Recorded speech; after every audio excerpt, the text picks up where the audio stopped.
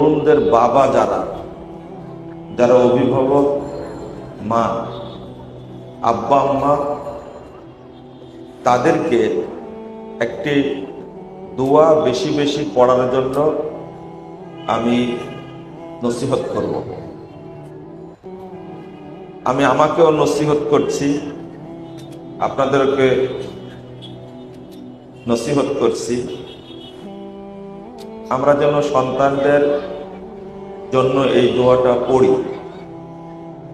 আল্লাহুম্মা গফির যামবাহু ওয়া তাহহির কলবাহু ওয়া হাসসিন ফারজাহু। এটা আল্লাহ রাসূলের পঠিত দোয়া।